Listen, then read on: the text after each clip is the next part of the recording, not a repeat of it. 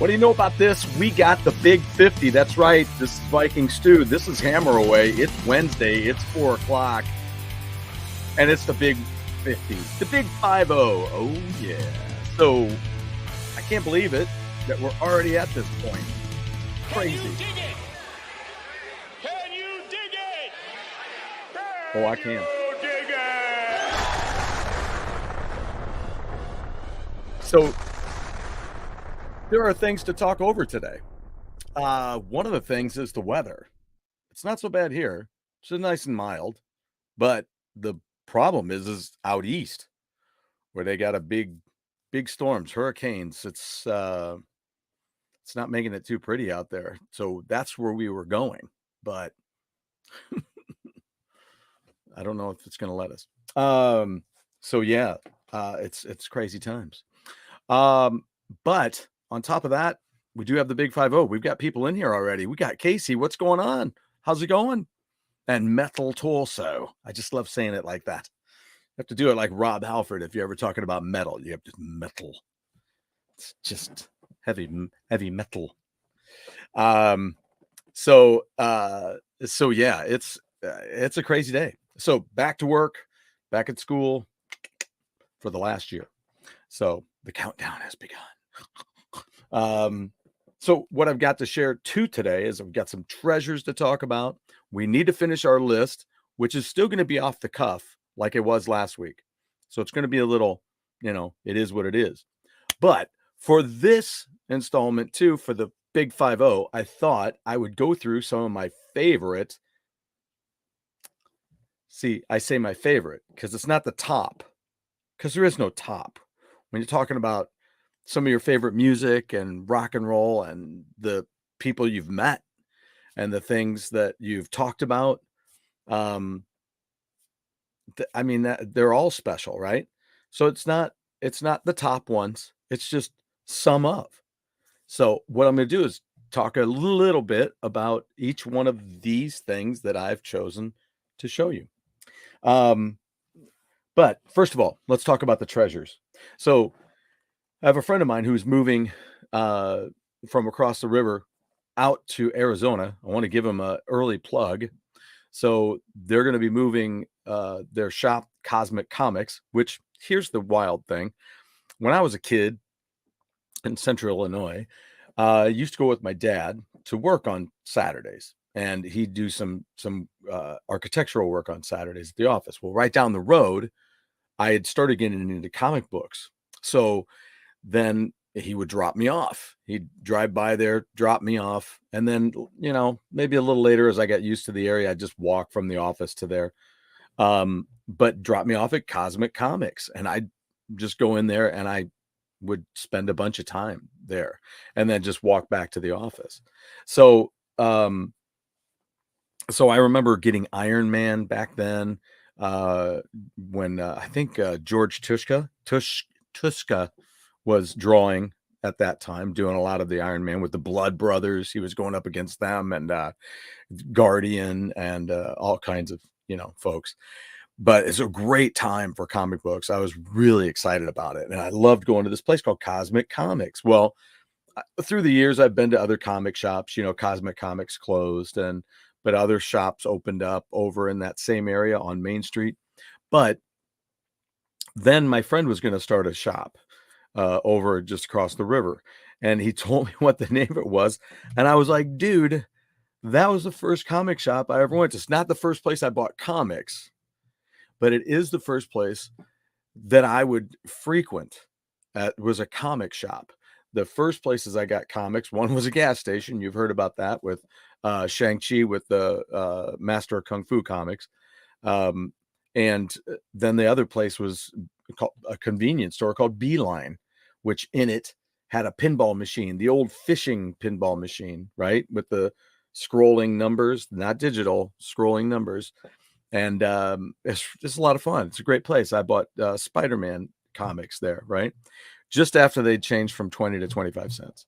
So it was great. Yeah. But then he told me he was going to do this. I was like, fantastic. I said, how can I help you? I mean, it's, across the river. So it's not like just there. And when he started the shop, trying to remember when he started the shop. But, things around me are always busy. So, I try to break away and do things, but I can't just always do it. Um, but but I really wanted to help him out. The Dave Dyer's his name. And so he and his lovely wife Susan have this shop, Cosmic Comics, over there. Well, I saw them recently at the Symphony X show that I showed you, some photos and things from there with Heathen, and he was like, "We're moving." Like, what?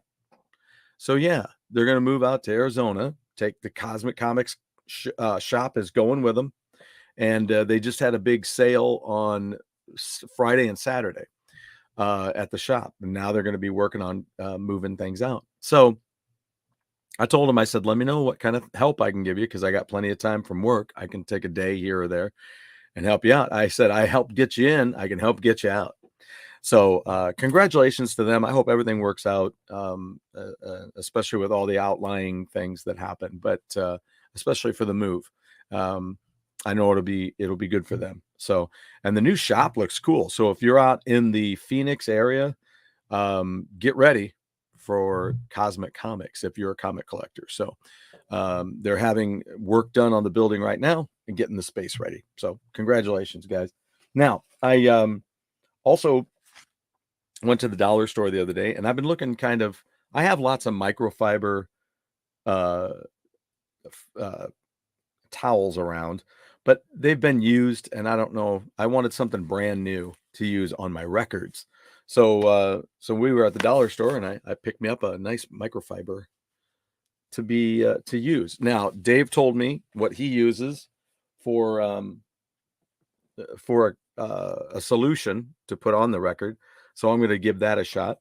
Most of them say the same thing, usually a distilled water, and then they put just a little bit of alcohol in it, and then just a little drop or two of like Dawn into a spray bottle, not into a gallon or anything, but into a spray bottle. So I'm going to give that a shot and use that. So hopefully that'll all work out really well.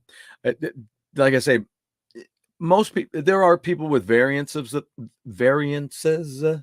that.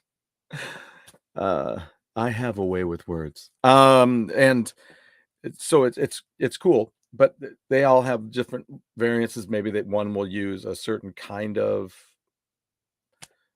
soap, he's like, just like Dawn, something like that. And so I was like, okay, cool, I'll have to mix some of my own up, and I got myself a new cloth, because I really want to take care of my records. I always have taken pretty good care of my records, but I was a kid, and I didn't destroy them by any means. I kept them as well as I could. But now, I'd say probably 5-6 years ago, I went out and I went out. I went out on my phone and I ordered a bunch of bags, and I bagged my whole collection. Same thing with my comics. I bagged my whole collection.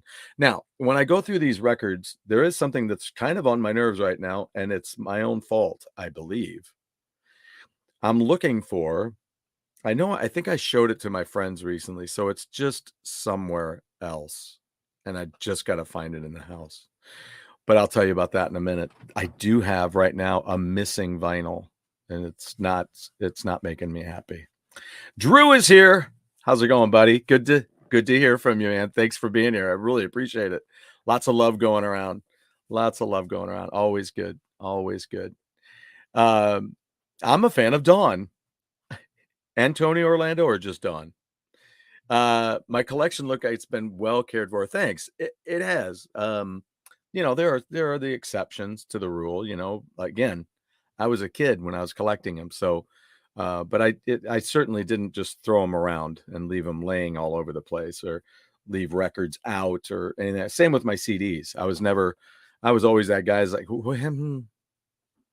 don't touch them weird. Don't grab them off and hold them like this while you're putting them in the thing. You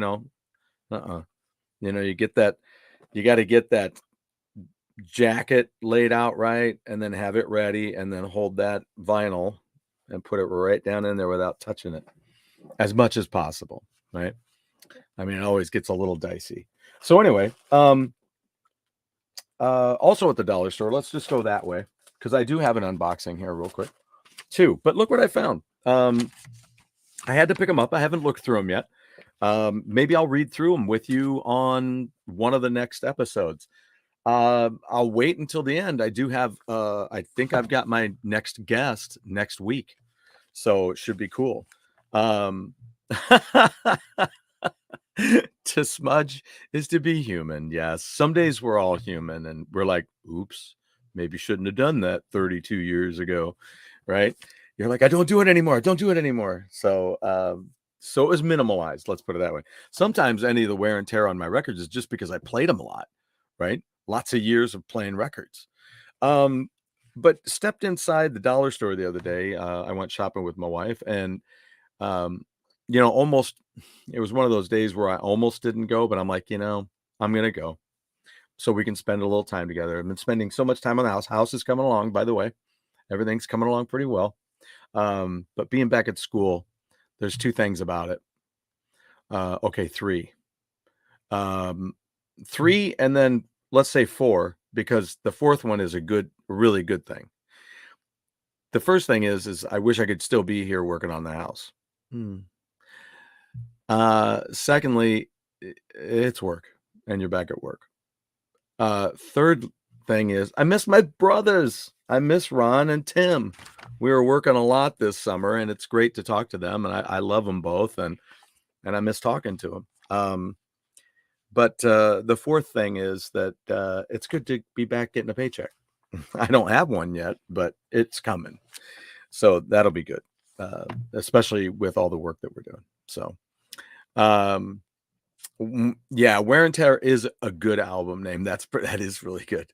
That is good. It's different than LA Guns, though. They did Rip and Tear, which was kind of cool because I had that shirt and it still fit from way back in the late 80s when I saw LA Guns up in my hometown area when we were playing the gig, the Rock and Skull gig. And so I was up front and I had the t-shirt and Phil looked down and he goes like this. And I handed him the shirt and he put it up for everybody to yell about. So that was kind of cool. No, but I stepped inside the dollar store and there's always something at the dollar store. Do you guys find things at the dollar store? I always find things at the dollar store. And it's $1.25 store. Actually, it should be called Five Below because they have $5 things and below.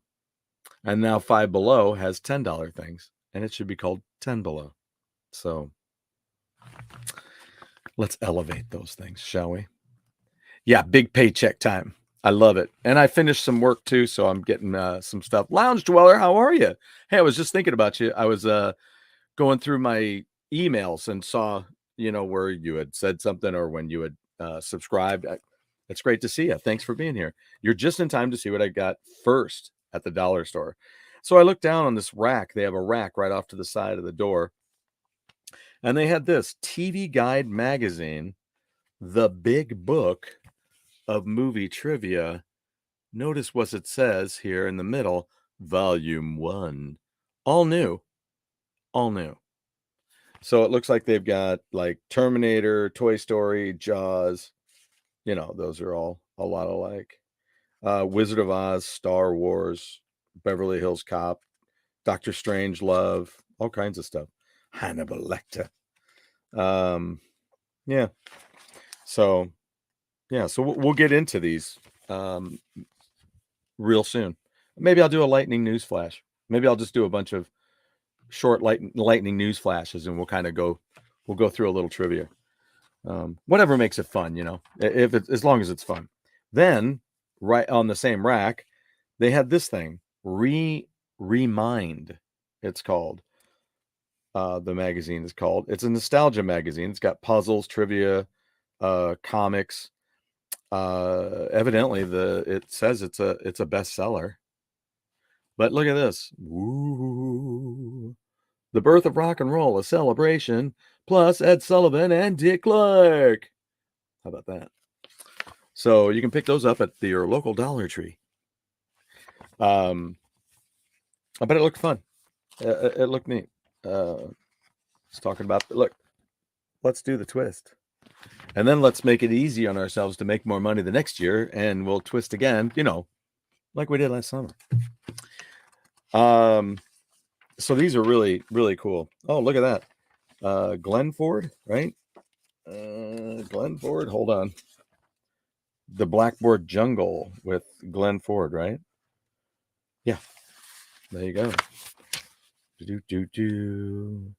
Glenn Ford is in a great movie that I really like called The Gazebo, or as the gentleman in the film says, as you've seen this.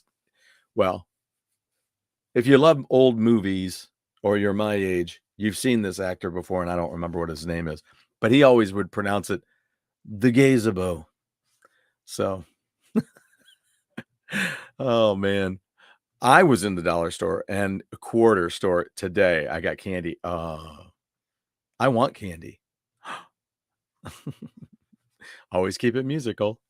Oh man. So yeah, I love going to the dollar store. But you know who's the candy in the boxes is what I really like. Hot tamales. Um what's the Sour Patch Kids, Mike and Ike's, Whoppers. But some of these kind of things are cheaper at Dollar General. Even though there's things there that are more expensive, their candy has remained $1, whereas the Dollar Tree went up to $1.25. Huh. So anyway, birth of rock and roll and movie trivia. We'll get into those. Now we have an unboxing. I don't remember what this is. Maybe it's the shirt that I was about ready to start bitching about because it hasn't shown up yet. My replacement Judas Priest shirt, which you notice I'm wearing my Judas Priest shirt because it's the 50th anniversary of Judas Priest. So I thought with Big 5-0, I should wear it. Is it my replacement shirt? It sure as shit is. It sure as shit is. It's my replacement shirt that I was just going to complain about. I was like, where the hell is it? Well, it's been sitting at my house for about a week.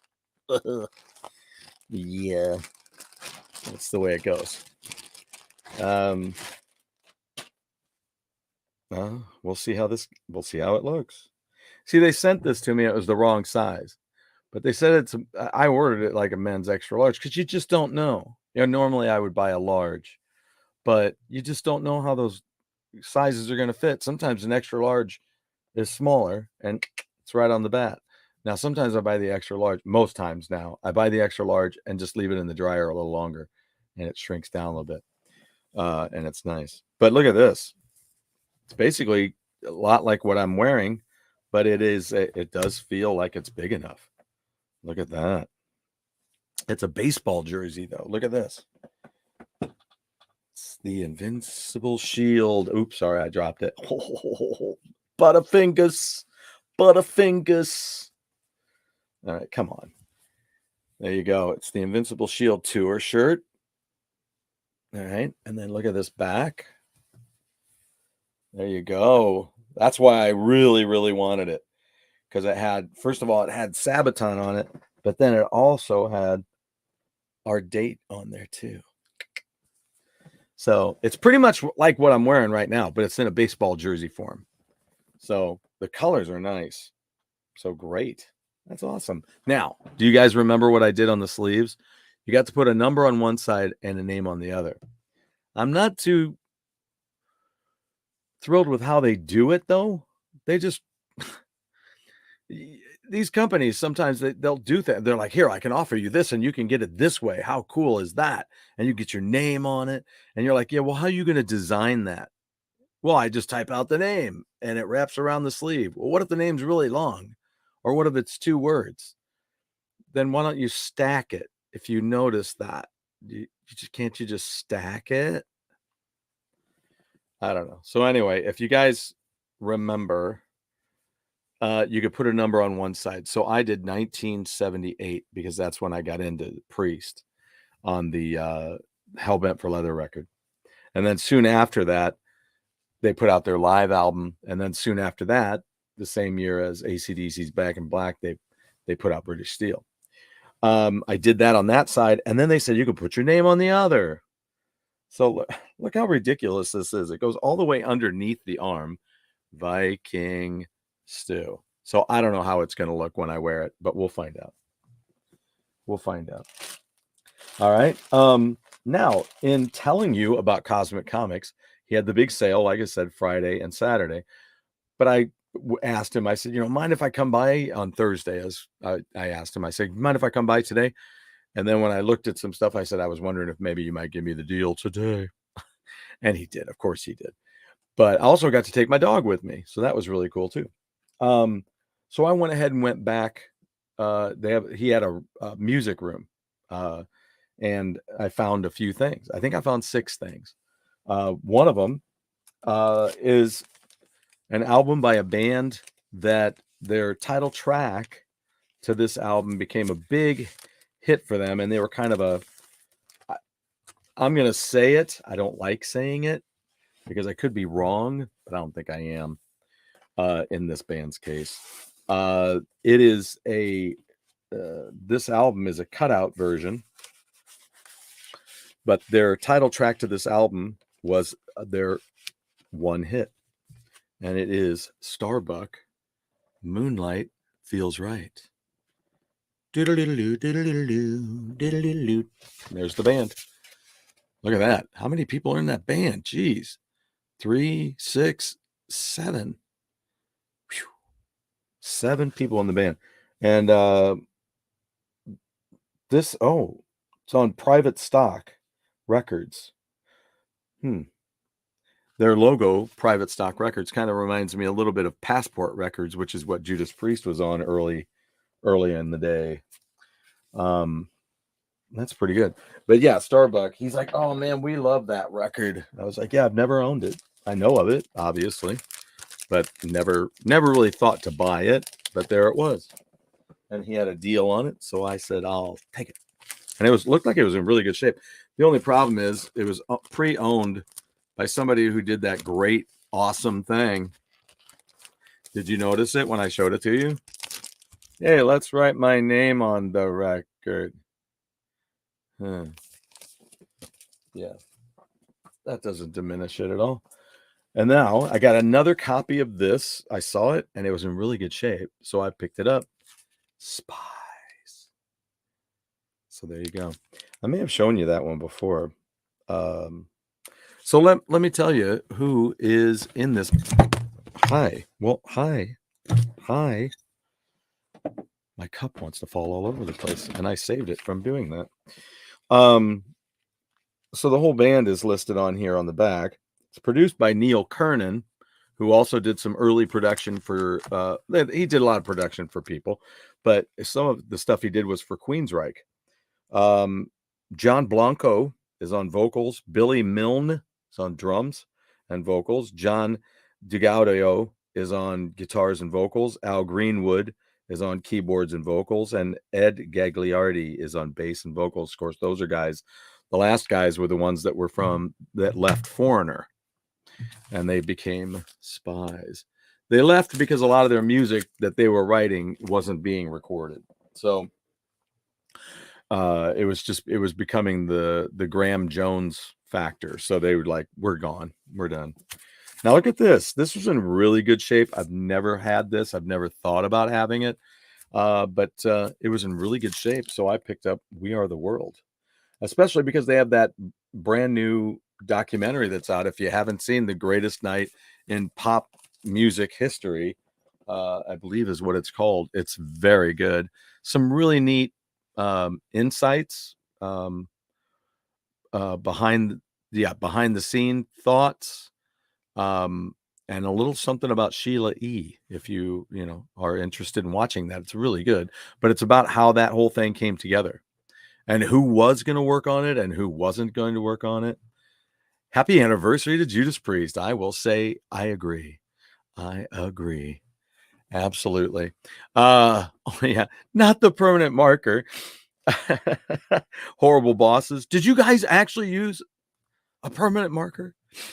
Starbuck is a cool band. That marimba solo, I know, right? On Moonlight Feels Right is amazing.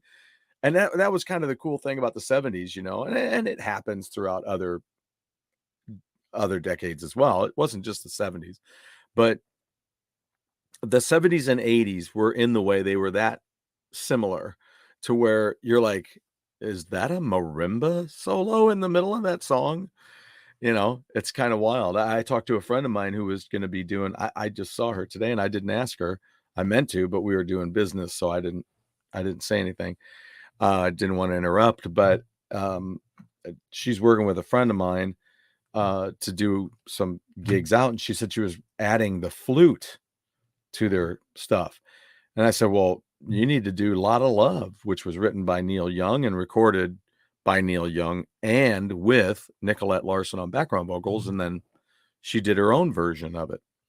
And her own version has a nice flute solo right in the middle of it. And you're like, wow. Again, some of these, just different things, and it was great. Now, this is an album that I've never heard, but I knew it was going to be good.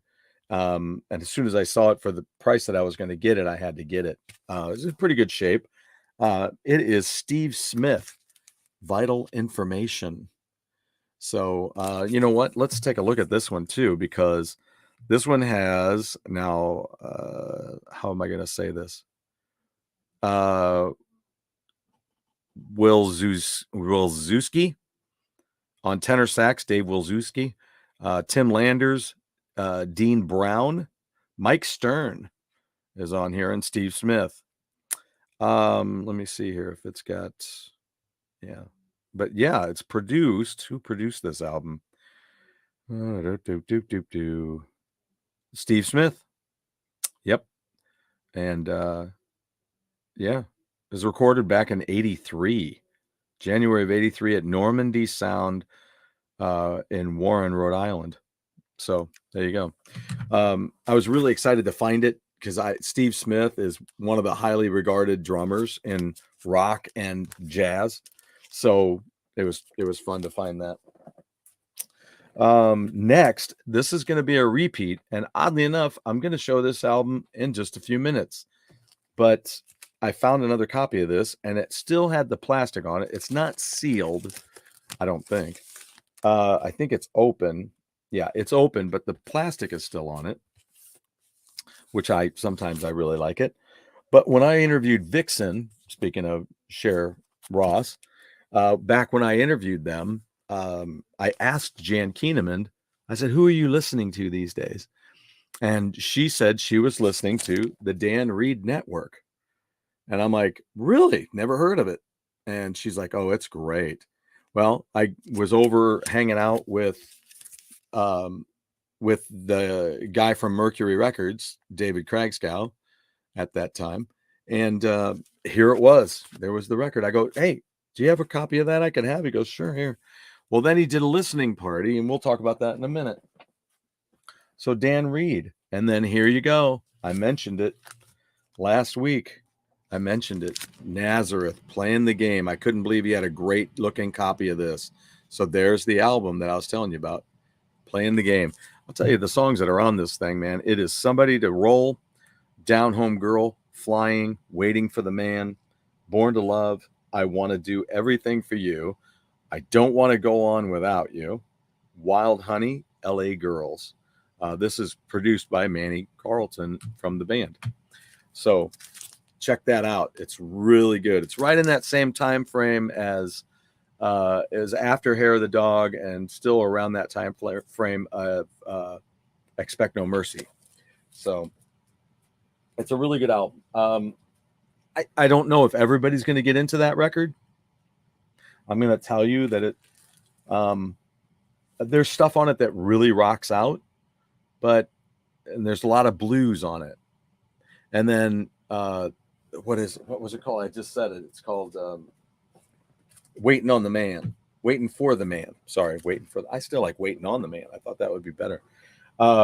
Waiting for the Man is like this cool funk thing. It's just, if I could play that bass line and sing at the same time, I'd do it. I would really do it.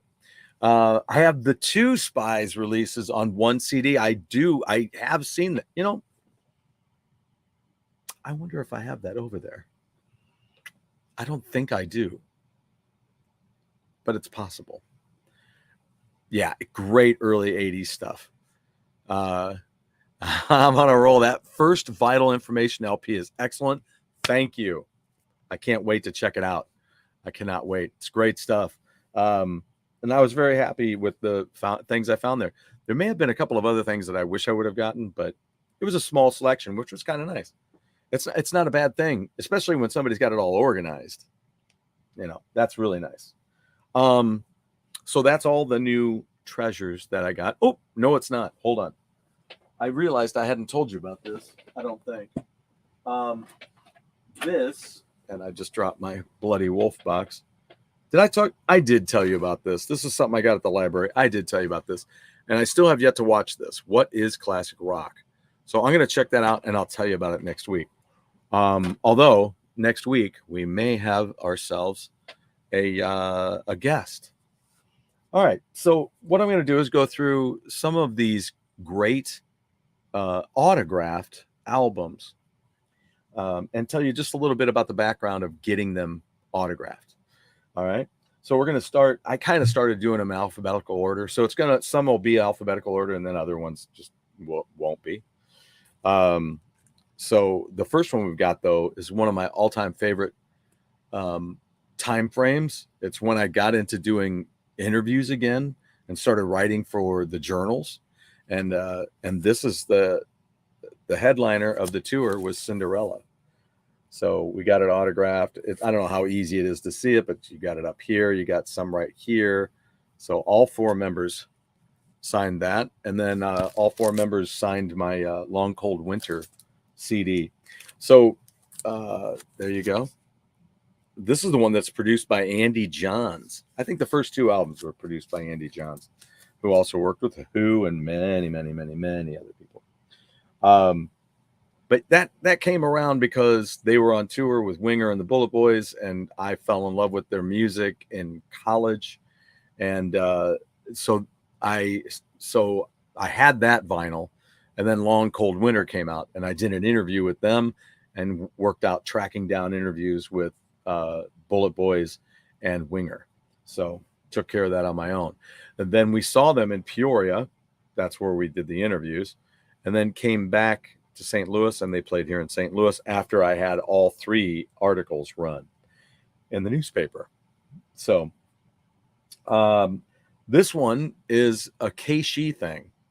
Keishi has blood drives here in St. Louis, and every year they have them, and they used to have them at a place called Carpenter's Hall, and then they would have musicians come in, national, international, and they would come in and do autographs and hang out, literally like hang out in the area. One of them that came through is, and I'll bring this up. I just started with my CDs over there. I just started finding all of my autographed stuff in CD form, and I'm putting them at the top. So Hardline came through. So here you've got one of the Gioeli brothers hanging out, and you've got Neil Schon hanging out, and maybe both Gioeli brothers were there. But it was just so freaking cool. But the time I went, one of the other times I went, Alice Cooper was there, and this is one of my favorite albums. It is produced by Bob Ezra. I'm sorry. It's produced by David Foster. I was thinking there was some things on here, but I mean, David Foster. David Foster started working with Chicago just after this time period, and really pushed hard on what they were doing that was different during the 80s. Their sound changed, and he was really instrumental in that. And when you're watching the Chicago movie about the documentary about them, it's kind of interesting to hear the horn players, because they're like, sometimes we weren't playing. So live, we had to have these live parts that we would play. But he goes, sometimes some of these songs didn't have horns in them. I'm like, yeah, you're right. It's kind of weird. But it is what it is. So So yeah, from the inside. This is basically the time frame when they also had the Marvel comic. Marvel Premiere was the comic, and then they would insert different characters into that comic. And Alice Cooper was one of them, and it was about his time in the institution due to his drinking issues. And so there's songs on there that are about a bunch of the other people who were in there, whether it was, loosely based on or whatever it was. But Millie and Billy, which is a really creepy tune. It's one of those that's David Lee Roth-ish, where it's a kind of this cute little tune, but it's demented. So anyway, so he was sitting there. The story goes like this. I'll do this really quickly. Story goes like this. So I'm standing in line. I've got my work clothes on because I'm taking a quick break out, or I was going to work, whatever it was. So I was kind of dressed nice in my work clothes. And then there was a gentleman behind me, had this really nice 35 millimeter camera. And so he goes, "Would you take my picture?" I said, "Sure, absolutely. Would you take mine?" And he's like, yeah. So then he gets it done. We do, hey, and I'll show you the picture soon. But then he's like, "Hey, I work at this gas station. Come on up there and I'll have you a copy." Well, he gave me a copy of the picture, but then he also gave me an 8x10, which was really freaking cool.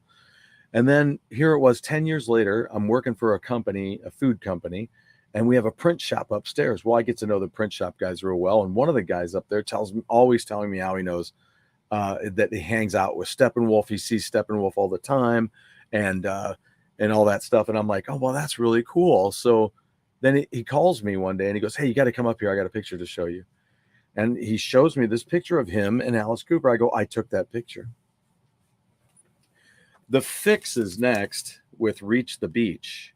It was really awesome to meet all of these guys. They did a great show. It was back in, as you can see, it was back in, there you go, it was June of 98. All right. So it was downtown. And wait till you see those pictures. It's amazing because we had tickets for the show. It was a small club on Washington Street, and it was named after the address of the place. And then after the show, they were hanging out at the merch booth and taking pictures. And I got next to Cy, and I'm like, "Okay, you want to take?" He goes, "Oh no, hold on, no done." And he's like, "Come on, guys, everybody in." And I'm like, "Well, I mean, you don't have to bother them, you know." He goes, "No." And so I got a picture with everybody. This was really, really a great show and a great after show. Next, we've got Foreigner. This one is signed by Mick Jones. I met up with him when they were here at Riverport. Oh, excuse me. That caught me out of nowhere. So it's really neat to meet Mick and have him sign this, and he signed some other ones for me. Unfortunately, I didn't have that Inside Information album yet. I really would have loved to have had him do that. Even though that album is a point of contention when you talk to Lou Gramm, because when they interview him now, he's talking about how he kept doing all the different keyboards. He'd buy all these keyboards and just start working things out. And then so much of the music kept having keyboards. And that kind of turned Graham off. Next we have, and I snagged a crap ton of these. I forgot I had all these. They must have been left. I don't know. They must have been left over or something. And somebody handed me a bunch of them. But next on the list, we have Peter Frampton. Peter Frampton was doing, as I told you before, I knew Bill, who was the rep for Atlantic here in town.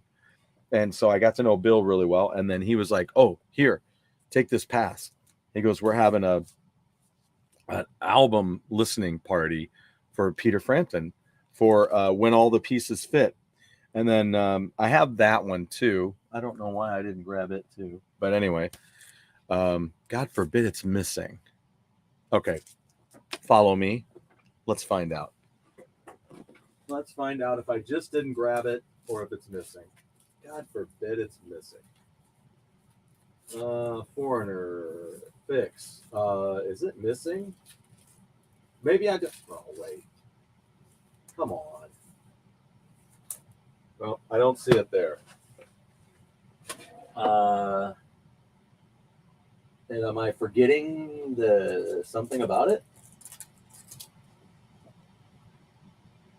There's Frankie in the Knockouts. So it'll be before that. Jeez. This really makes me nervous. Okay. Oh, you know what? Never mind. Don't freak out. It's okay. And I will show you those pictures too. I forgot. I don't have When All the Pieces Fit on vinyl. So I had him sign Premonition. My autographed copy of that album at the time, When All the Pieces Fit, is on CD. That's autographed. That's one I'm going to be moving up to the top. So that's what it is. Whew, boy, freaked myself out.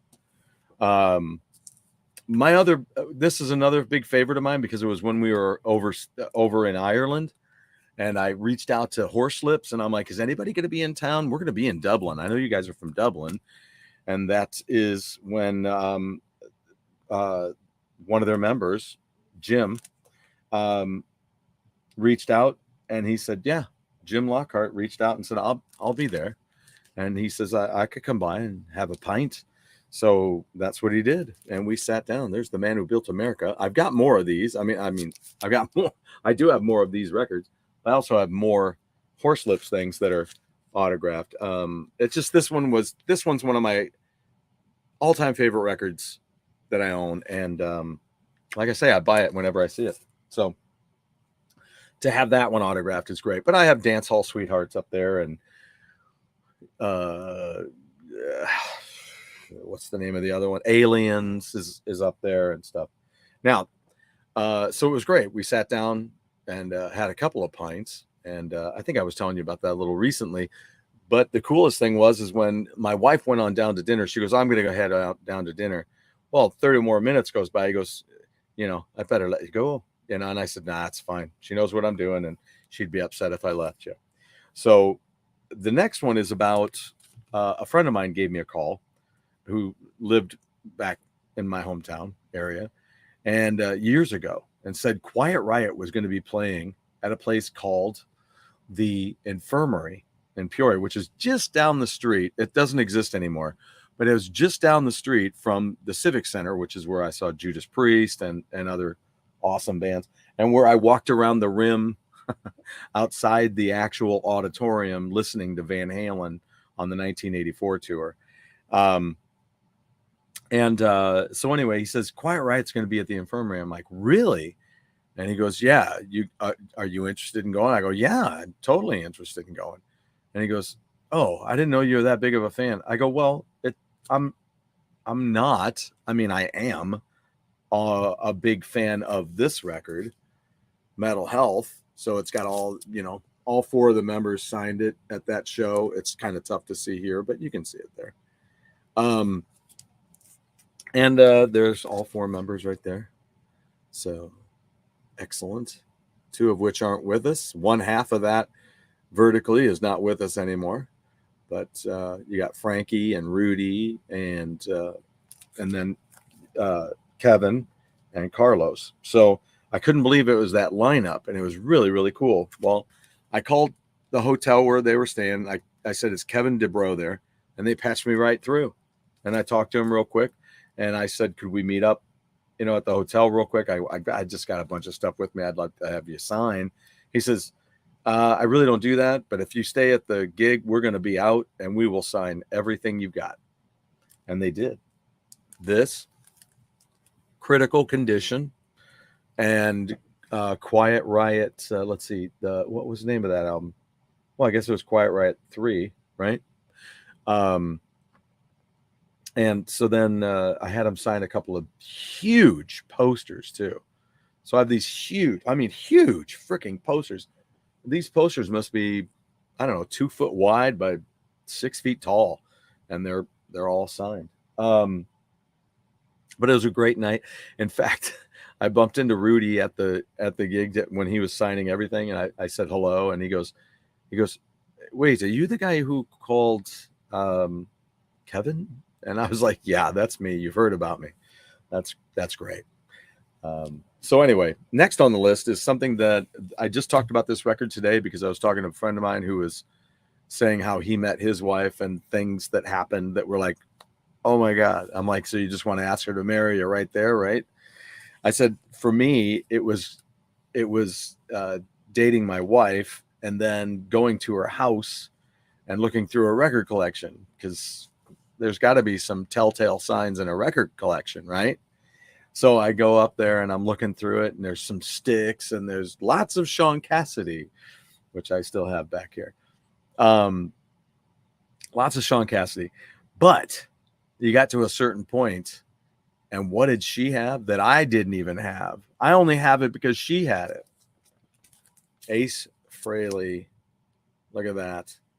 And then there it is. In 2013, my friend Dave Dyer, who has the comic shop, was doing his convention, which was called Contamination. And he would have all these B movie stars in there signing autographs. And then he'd always mix it with music. He's like me in that way.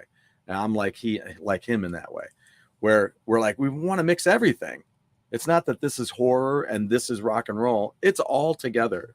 This is all me. This is what it means. This is how I'm put together, right?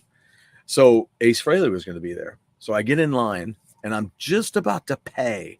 I have this and I've got his book and I'm just about to pay. And here comes John Ostrowski. He was from Talking Metal. He called himself John Astronomy on the show. And he comes walking out. He goes, "Hey, Bass Dog, what are you doing here?" I'm like, "What are you doing here?" And he's one of those guys. He's like Ace Frehley's right-hand dude. And he worked for Gibson guitars. And I'm like, "Yeah, man, I was just going to pay to have it." Come here, man. And he took care of me. And I went in with the guy from The Walking Dead. He's I don't know what his nationality is exactly, but he was part of that prison one where he gets a hatchet in the head. So he went in with me too to meet Ace. This next one is very, very important to me. I also had a poster that I had autographed of this same album cover, but this is really important to me because my good buddy Jeff and I have the whole knack thing. Now we're going to be telling the story on this show, so I'm not going to go through it all right now, but I know I've gone through a little bit of it with you guys. I may have gone through more than I think. But anyway, he and I are going to go through the story together soon. So, and this is Get the Knack. The only one I didn't get to sign was Bruce Gary because he wasn't in the band at the time. But there you go. And remember, Prescott was he was the bass player in the band in Valley Girl at the end when they go to the prom. That's Prescott on bass. So next I got two that are going to go on the same. Now this is where I'm freaking out a little bit because I don't know where this record is. I think I showed it, but I don't know where it is. And that bothers me. I'm going to have to do kind of a down and dirty search through here and see if it comes up. It's probably just as simple as it just got shuffled into the wrong spot. That's pretty much probably what happened. But I found a great copy of this, and it says produced by Gene Simmons. It's called The Right to Rock, and it's by Keel, my good buddy Ron Keel. So there you go. I found a copy of this, and he autographed it for me. It's great. And then before I had that album, I had the album after it. There you go. The Final Frontier. And let's see. Did he sign it on the front? Yes. There it is right there. He said that when he did this album cover, John Taylor DeSmukes did this album cover. John Taylor DeSmukes is amazing. He used to work for Photoshop. And then he's got some great artwork out there. Just amazing stuff. This is killer. Same as the other album too, same. But Ron told me that he built a whole 3D model of this. Then he painted it. I don't know how elaborate this was when he built it, but he did. He built a model of that and then painted it. And then Gene Simmons showed up with Ron in a meeting with the MCA folks, and he just told him how much it was going to cost for the painting. He goes, "This is how much it's going to cost, and here it is." So this next set, I had to do this set because it really is an amazing time for me. And here's how the story goes. I was working at Westport Playhouse doing ushering. So part of my job was at the end where people are getting ready to go backstage, but they aren't yet, right? The people backstage aren't ready for them. So I would stay by the wall and just kind of hang tight with those people who are going to go backstage. Well, there was a woman, a man, and a woman sitting in these 3 seats. And I was just kind of standing there by the Westport Playhouse was in the round. All right. So it's wonderful. So such a great venue. I saw great bands there. I saw 2 versions of BTO. I saw 2 different Dave Mason shows there. I saw April Wine there. I saw Lady Smith Black Mambazo there. I saw America there. Seems like there was one other one. I guess I saw Eddie Money there. Yeah. Temple of the Dog. I saw Bloister Cult there. And Temple of the Dog opened the show. There you go. Steel trap. But while I'm sitting there, there's these 3 people in these 3 seats, right? This was at the Dave Mason show. I looked at the gentleman in the middle, and I said, just out loud, I don't know. I don't know if they had stopped talking for a second or if the 2 of them were kind of talking and the one woman was looking up at me. But I go, that's kind of interesting. Because on this Letterman's jacket was a Y&T logo with Joey on it, stitched in it, like a high school Letterman's jacket. And I go, that's kind of cool. She goes, "Oh, what's that?" I said, "Oh, the name." I said, it's the Y&T logo and it's Joey, like Joey Alves. And she nudges him and says, "Joey, hey." She says, "Are you a fan?" And I said, "Yeah." And she goes, "Hey, Joey, you got a fan?" And he turns his head. As soon as he turned his head and looked me in the eye, I knew it. I'm like, "Oh my God, you are Joey Alves." And we talked. He was the sweetest dude and invited me over. And he said, "Bring anything you want. I will sign anything." So I had him sign everything. There's still more up there. But it was everything I had up through Contagious, because then he was let go after Contagious. But there you go. 2, Stuart and Chris. Keep rocking. Joey Alves, Y&T, Black Tiger. There's a track on this I really want to play live. And why can't I think of the name of it? He's talking about the. It's disgusting when I do that. This has From the Moon, Open Fire, great song. Don't Want to Lose, Hell or High Water, Forever, which I do believe it's Forever. That was like Rob Halford's favorite tune. And then there's Black Tiger, Barroom Boogie. That's it. My Way or the Highway, and Winds of Change is a beautiful ballad. So this is the Black Tiger record. If you've never heard it by Y&T, you got to do it. And the next album they had out after that was Mean Streak. And that's kind of where I got into Y&T, because they had a video for Mean Streak where they mounted the guitar, or they mounted a little camera on a guitar. So as he's playing the solo, it's like, and you're just watching down the neck. It was really, really cool. Then he's got another one here, Best Always. There you go. It's on the back there. He's there. I still haven't met Dave, but I did meet Leonard, and unfortunately we lost Phil and I never met him. But that is the Earthshaker album. Basically the first Y&T album. Because before that, they had Yesterday and Today, named after the Beatles album. Struck Down is their second record. I do not have their first album on vinyl, but I do have it on CD. I found it at Best Buy, for crying out loud. They had both of them. They had Struck Down and their first album, and I was like, I don't know if I got the money or not, but I'm buying them right now. Thanks for the support. What does this say? 88. And there you go. There's the 4 members when they were yesterday and today. The album Struck Down.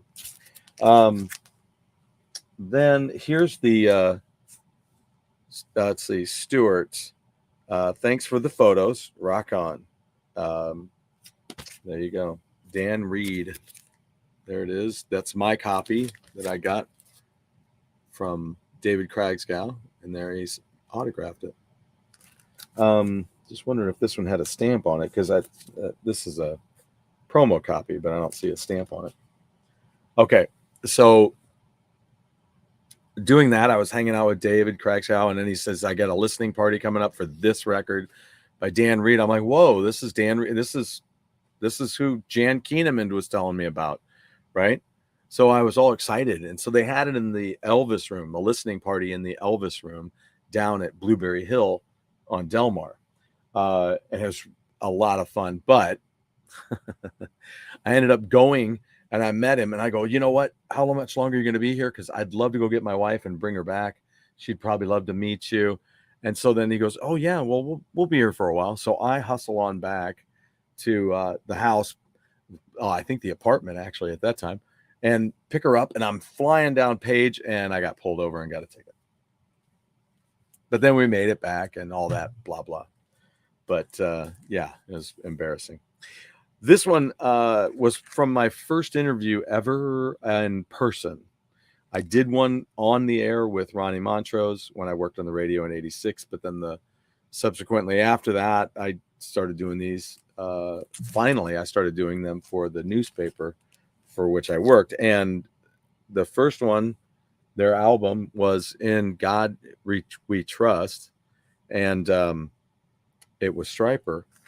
But the one I'm showing you right now is To Hell with the Devil with the original cover. So I got this as soon as it came out. I was getting it, and it is signed by all the members on the front, 3 of them, and then on the back by Robert. How about that? It's a great record, and I just couldn't believe it. But yeah, I interviewed Michael Sweet, and I've met up with Stryper a few times after that, as you well know. We told the whole story about Timothy. Another one, this is when I was thinking actually of doing this as a segment about some of my favorite metal albums, right? So this one may reappear when it gets to that, because this album, as soon as I put it on, I flipped out. I'm like, I saw an ad in a magazine, and I told you about this before with Paul Gilbert eating guitars. There's little guitars in his breakfast cereal. So that was pretty cool. So anyway, I saw an ad with Paul Gilbert. That was it. And then it said, check out his band Racer X on Shrapnel Records. And I did. And damn, this first album is Street Lethal. And it is lethally good. Let me just tell you what's on here, because this is worth it. Frenzy is the opening. Street Lethal, Into the Night, Blowing Up the Radio, Hotter Than Fire, On the Loose, and then you go to side 2, and it's Loud and Clear, YRD, or is it YRO, Dangerous Love, and Getaway and Rocket, which is kind of where I got that, right? So Racer X, fantastic. And he says on here, Paul Gilbert, he says, as the Beaver. Paul Gilbert as the Beaver. How about that? You gotta love it. Now this one really just is super special. The first Montrose album. I should see about getting this signed by Sammy when he comes into town. There you go, to Stuart. So Ronnie Montrose, it's great. It was great to meet him, talk to him on the phone. It was great to meet him in person, especially as many years that it had been in between. Next, we have the first album I heard by this band, and I recently took it with me to get it autographed by Punky Meadows, and I'm talking about Angel's second record, hell of a band. Just such a great record, and got both of their signatures, Punky and Frank. So it was really neat to get those. I have another copy of this album that has both of them on there, but one's on the front and one's on the back, I do believe. Maybe they're both. Maybe it's on the back, and I thought I don't need to show them both. This album is signed by three of the guys that were at the show. Brian Greenway being one of them, and then Steven was also there, and Jerry Mercer was there. And I'm talking about April Wine, and there is The Nature of the Beast. They played here, and I think I've told you guys before about not having tickets for the show, having to work. And so then I left work, on time, left work, and I shot over there real quick, and there it was. There they were. And I was listening from the back door, and then I started making my way around, and that's when I stepped out the front. Finally, I decided, well, it's just not going to work out. I don't know what I'll do. I'll just maybe hang out, but that's a long damn time. So I walked out, and it was raining, and then I looked down on the ground, and there's 2 tickets for that show. I went back in and watched the last 45 minutes, and then hung out and talked with those guys upstairs by the hotel. The next one is an album that this is not my favorite album of theirs, but it does have one of my all-time favorite songs by these guys, and it is by no means not good. It's a great record, and it's called Quinella, and it's autographed by 3 of the members of the band. I saw them up at the Alton Bell. I told you about that is when Ronnie Hammond was drinking, and he had some antidepressants because of some family situation, and so he wasn't doing great that first night. But that next night, he apologized profusely to me and signed all the stuff that I had. So it's pretty cool. Next, for my brother's 30th birthday, I took him to see the Doobie Brothers. And I took my greatest hits with me and just had it signed on by everybody. Just nailed it all over the place. It's really cool stuff. Now, this other one is, I was going to show a different record for a different subject. So bear that in mind. But when it came to New Wave, I was really into it. I dug New Wave. It was really cool. My brothers didn't like it. My family didn't necessarily like it, but I did. And one of the people that came out of that for me big time was Gary Newman. And he came to town a while back, and you would hand something to the crew. They'd take it into the bus and have him sign it and bring it back out. And I had to have Pleasure Principle. That's the album that's got Cars on it. And it was the first album by him that I had. And now I've since gotten a few more. This next one was a very special night for me. We hanging out with friends from my former job from St. Louis Music, and it was a blast. And me and my buddy Mark were like, yeah, he goes, you want to go backstage? I got to go grab a guitar. And I'm like, yeah. So we just went back, and the Outlaws were having a backstage meet and greet at the time. And then they were starting to move, and funny things ensued. I'll tell you more about it later. But Henry Paul signed this album, Hurry Sundown, one of my favorites. Henry Paul's the guy who I just love his voice. That's just all there is to it. It's fantastic. It's a fantastic voice, and it doesn't matter what it does. I love it. So like when he put out the Country Act with Dave Stevens and Van Stevenson, Black Hawk, that's why I bought it. It's country, and I own every album up there. I even have an unreleased piece up there called Black Hawk 6. Next up is just an album flat, although I have multiple copies of the album. This is just an album flat, and it's autographed by everybody plus whom? Well, let's take a look. It's Scorpions, and it's Blackout. Matthias Jabs and Rudolf Schenker, and there you go, Herman Rarebell. And who's this? Who is this one? Don Dokken. Don Dokken, because he did some guide vocals while Klaus was having his throat worked on. This one is another one that's very special to me. I found a second copy. I had a first copy, my original, which I've had since it came out, and I had Randy sign it before when he played at a gig opening for somebody here, and so I had found this other copy. There you go, Zebra, all signed. So I had this second copy, and I just thought, you know what? I'll leave the other one here for now, and I'll just take this new one, and that way they can all sign it. Nobody feels left out. But I've seen them a couple of times now. Let's see. One more is autographed by Joey Alves. There you go. Contagious, YNT. And there you go. There is his words up there in blue. Yeah, basically just signed it. No big message, which was fine. But look at this. Who does this look like? This is Jimmy DeGrasso. And it just, I mean, as soon as when I took a quick look at it, I'm like, is that John Bon Jovi on the back of that? Because, man, he's a sharp-looking dude back then. And then, like I said, all these YNT. Well, no, I guess I got them down. There you go. Joey Alves signing. There you go. Pretty cool. And I love this record, man. Love it. Love it, love it, love it. There's the autograph there on the back. And there's the front. Isn't that great? Wow. I love that. In Rock We Trust. So they even had that video where the guy got into a costume that looked just like the album cover. It's kind of wild. Like, whoa, he does exist. I'm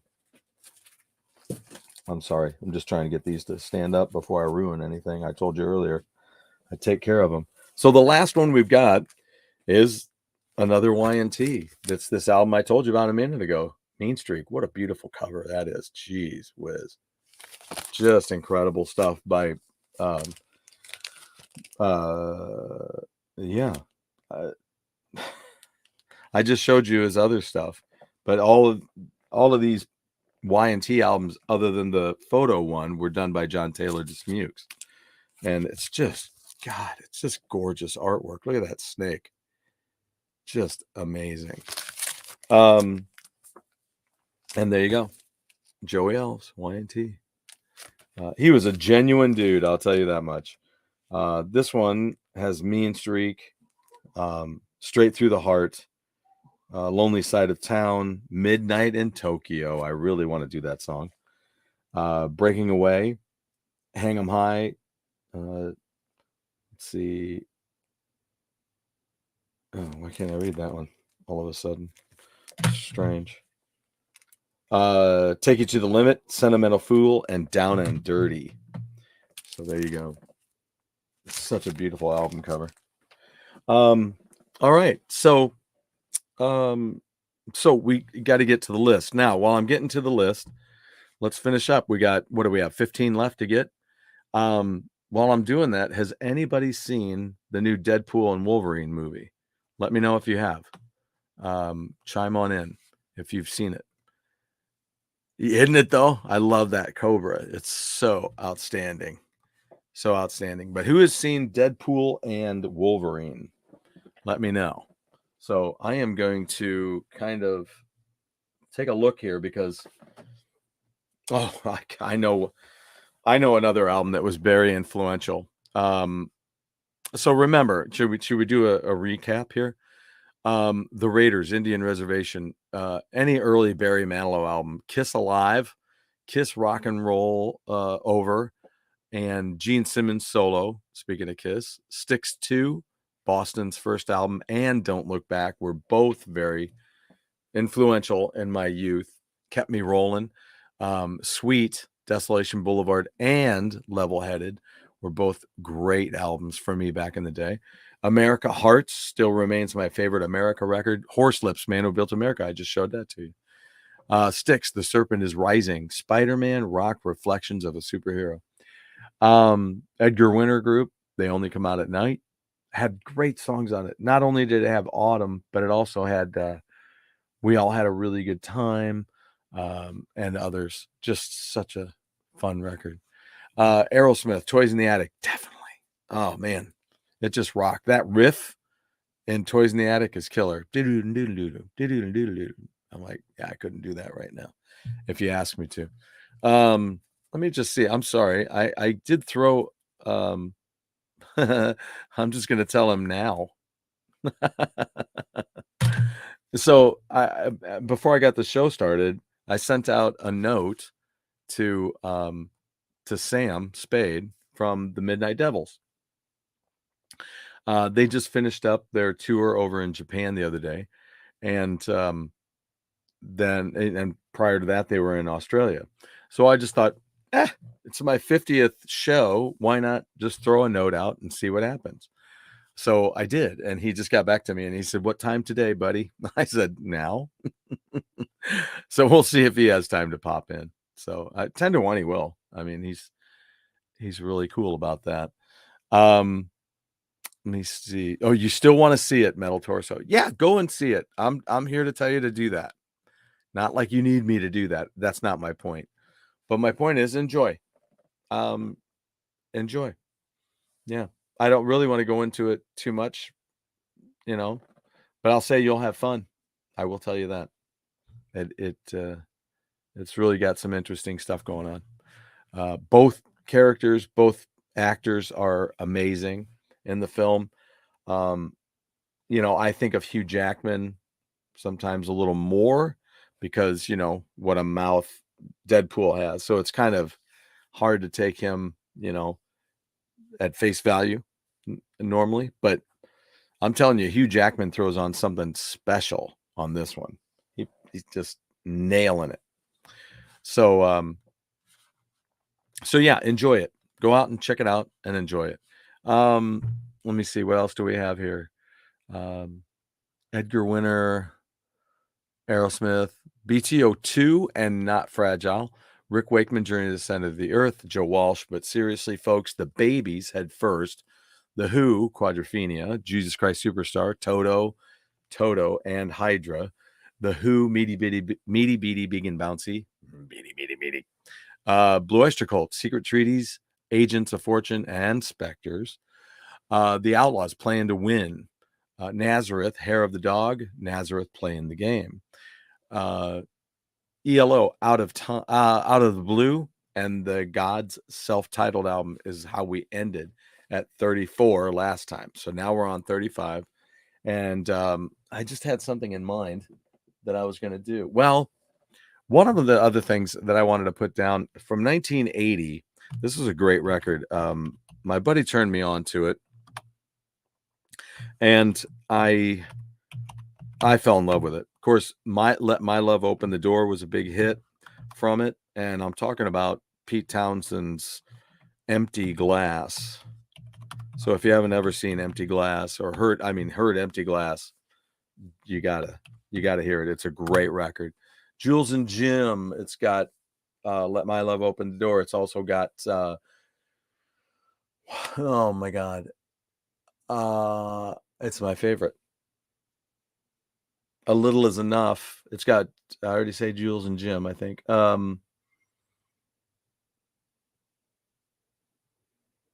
We got Rough Boys. I mean, that's the opening of the album. That was the first big song on it, was Rough Boys. But that's the first song I heard on album-oriented rock stations. So that was that. I got to keep an eye on this to see if Sam pops in. So what I'm going to do is I'm going to move this thing up. Let's go. Pooh. Come on. Really? And also Metal Torso and anybody else who's going to go and see this Wolverine, Deadpool Wolverine movie, is wait till you catch the cameos. There's a lot of really cool stuff that's happening in this one. Number 36. Let's see what else we have. Something from over here. Oh, I know what it was. I have to put in Frank Zappa. Now, for me, it wasn't anything classic. For me, it was the newest thing that had come out. I was listening to Live at the Roxy with my friend Bob Glidden, of course. That was probably the first Frank Zappa I ever had. And then I had a girlfriend at the time who bought 200 Motels for me on vinyl. But very sweet. That was very nice. But Frank Zappa, Joe's Garage, that album, I couldn't stop listening to it. I loved it. It was just really interesting. And then I asked my parents if I could get the next one, and they bought it for me, and it was wow. I mean, the lyrical content, sex with robots, things like that. It was just kind of weird. This is really weird. Let's see here. We got Townsend, we got Toto, we've got all that stuff. I already put that in there.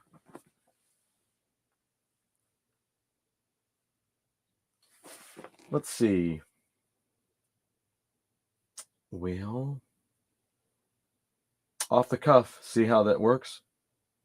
You just never know when you're going to get stuck. Let me take a look over here. I mean, I'll put it down. I'm going to put, or did I already?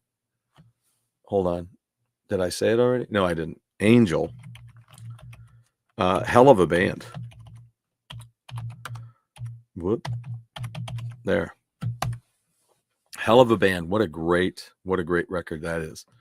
And that's the first album by them I heard. 200 Motels is off the wall. Yes. And who else was in that movie? Who was the other famous person in that movie? My dad loves Zappa. He showed me a clip when he used the bicycle as an instrument with Steve, right? Steve, what was his last name? Why can't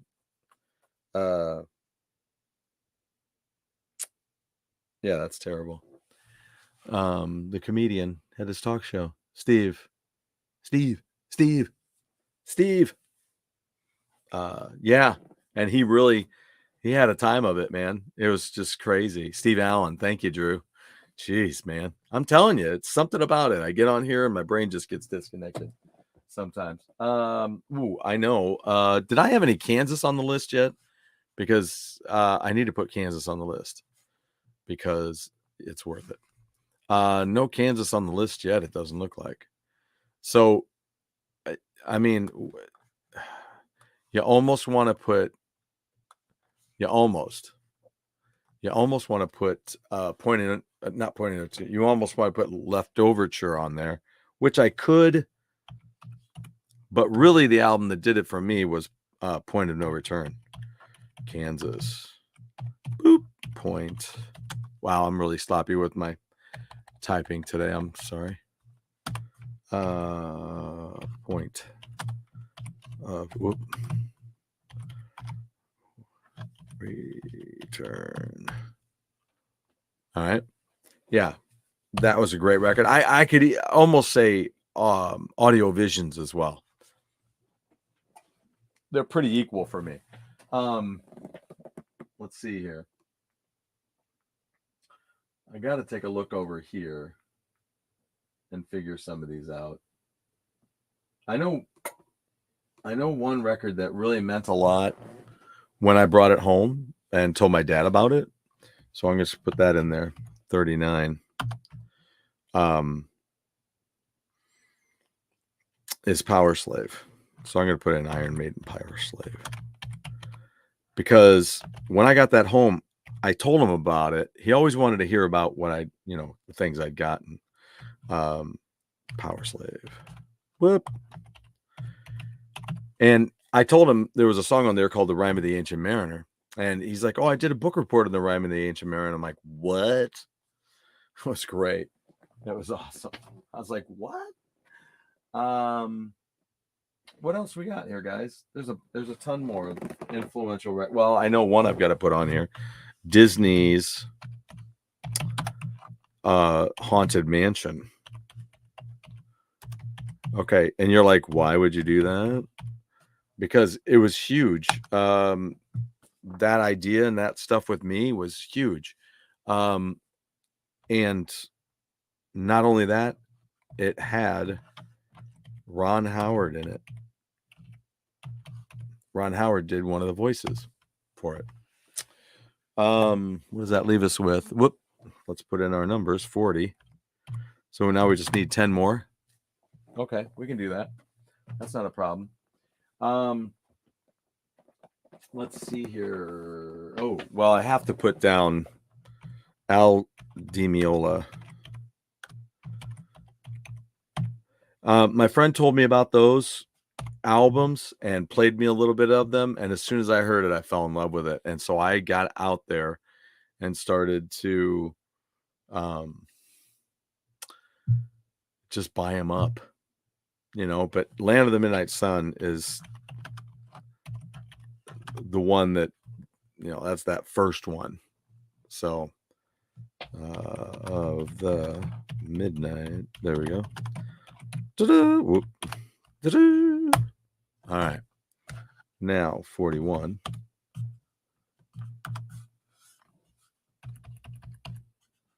Okay, I think we got it.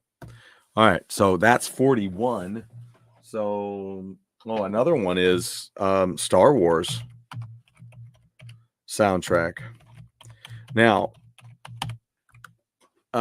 when people go, well, what Star Wars? And you're like, duh, the only one called Star Wars.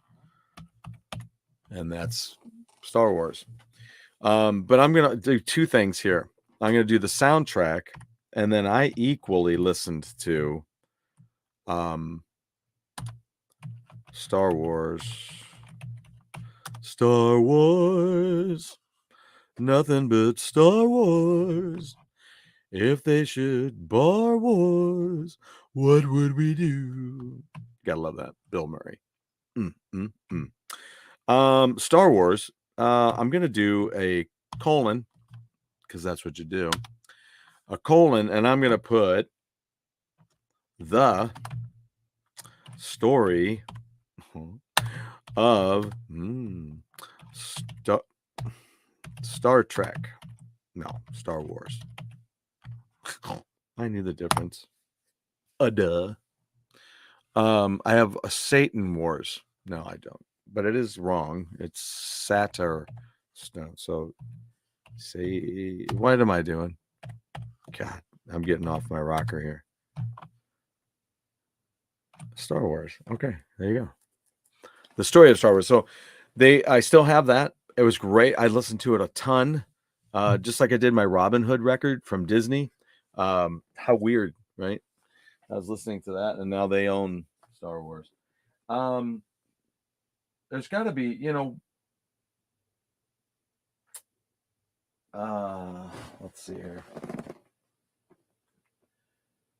Influential records. Well, you got to put, I'm going to have to put it this way. Star Wars. Okay. So I have to put it this way. 44. Is Judas Priest. Oh, son of a monkey's ass. Where's that going? Okay, there. Judas Priest. All right. And we ought to put in Hellbent for Leather. But now I can put in both titles because I own both. All right. Hellbent for Leather / Killing Machine. Killing Machine. All right. That's 44. We're closing in. Did I put that one on there yet? I don't see it. Okay, I have to put this on here because it's disregarded by a lot of people. And that is Yes, the drama album. Okay. So that's going to be number 45. Yeah, I'd say listen to it. Listen to Drama by Yes and tell me what you think, because I love it. I think it's fantastic. Well, influential. Come on. Van Halen. Did we already put that in here? I just got to know. I need to know. Meow, meow, meow, meow, meow, meow, meow. All right. No Van Halen. Where did I just type that? I thought I typed it out. Boop, boop, boop, boop, boop, boop, boop. All right, so Van Halen. 46. All right, let's see what we've got. 46. They got to be albums that are back far enough to make a difference. Did I put Head East in there? Not that I have to, but no, I don't see it. Okay. I don't see it, but well, let's put a hold on that. Did I do that Kinks record? I did that Kinks record, didn't I? Because that was huge for me. The Kinks. Let's say the Kinks. And then One for the Road. Okay. There you go. What is that? That's 46. So 47. And let's see what we've got. Well,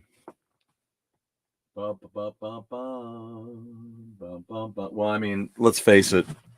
It was 1980 and British Steel was out there. Do we have British Steel on there? I don't think so. But British Steel is what really propelled me further into Judas Priest. So that came out not too long after I found out about them. And I put Kinkles. I don't think they'd appreciate that. Kinkles. Are you the Kinkles? No, but I am the guy who's about ready to punch you in the mouth. All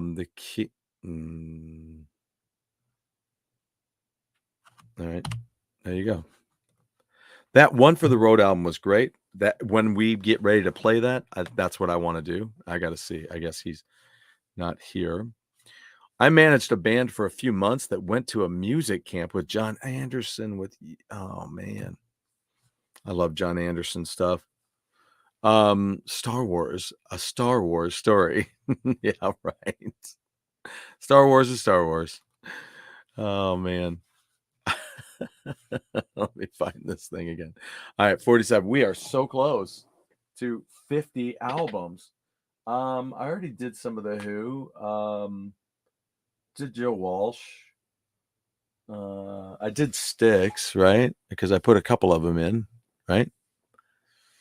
I think I did. Styx. Where is it? I don't see it. Okay, I'm gonna say it's not up here. Oh, there it is. Styx Serpent is Rising. Yeah, that was true. Oh, what about ELO? I know I have Out of the Blue on here, but ELO, not Out of the Blue. What was it called? On the Third Day. There we go. On the Third Day is where they're all on the cover, showing their belly buttons, pointing at them. 48. So close. So close. So close. All right, what do we got? Influential albums on me that I own. Influential records. Of course, I put it on here, didn't I? I put British Lions down, didn't I? Didn't I? I don't see it. Do I? I don't. Why don't I see British Lions?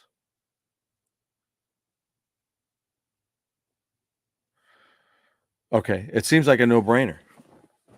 I don't know. Come on, it's got to be on there. It has got to be. And I got to move these records before I ruin something. It's got to be on there. I had to have put it on there already. Raiders, Barry Manilow, Marca, Aerosmith. I guess not. Okay.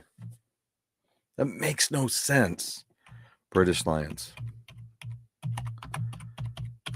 Oh, God, I can't type. British Lions. self-titled 49. There's 2 left, and I'm gonna put the dink. Oh shit! No, there it is. Okay, I don't know what I just did. All right, I'm gonna enter, and I'm gonna put the number 50 in, and boom. All right, so 49 and 50. Let's think about this. Did I put Montrose on here? I don't think so. Because Montrose should be on here. Because I was bitching about it last week, right? Because that should have been on that album Heavy Metal. Montrose. Self-titled.